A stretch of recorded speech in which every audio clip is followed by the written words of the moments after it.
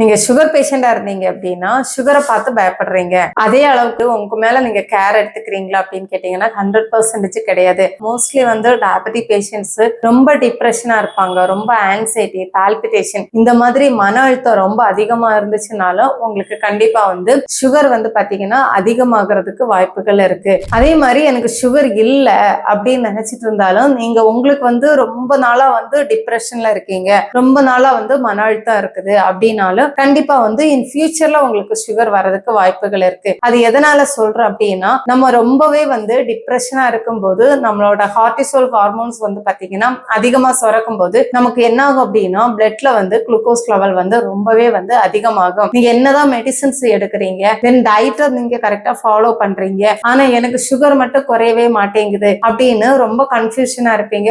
ஒரு சிலர் வந்து பாத்தீங்கன்னா இன்சுலின் வரைக்கும் போடுறாங்க, ஆனா எனக்கு சுகர் கண்ட்ரோல் வரலைன்னா அவங்களோட முக்கியமான ஒரு ரூட் காசஸ் பாத்தீங்கன்னா கண்டிப்பா வந்து அது ஸ்ட்ரெஸ்ஸா தான் இருக்கணும். ஃபர்ஸ்ட் மன அழுத்தம் இல்லாத ஒரு லைஃபை வந்து லீட் பண்ணணும். அது எப்படி வந்து மன அழுத்தம் இல்லாம இருக்கணும் அப்படின்னா கண்டிப்பா நீங்க வந்து ரெகுலரா யோகா பிராக்டிஸ் பண்ணுங்க, ரெகுலரா வாக்கிங் எக்ஸசைஸ் பண்ணுங்க, உங்களுக்கு பிடிச்ச விஷயங்களை வந்து பண்ணுங்க. முக்கியமா வந்து உங்களோட லைஃபை வந்து ஹாப்பியா லீட் பண்ற மாதிரி பாத்துக்கோங்க. இந்த மாதிரி விஷயங்கள் நீங்க பண்ணும்போது கண்டிப்பா வந்து உங்களுக்கு ஸ்ட்ரெஸ் ஹார்மோன்ஸ் வந்து நார்மலைஸ் ஆகும். அப்போ உங்களுக்கு கண்டிப்பா உங்களோட சுகர் வேல்யூ வந்து பாத்தீங்கன்னா கண்டிப்பா நார்மல் ஆயிரும்.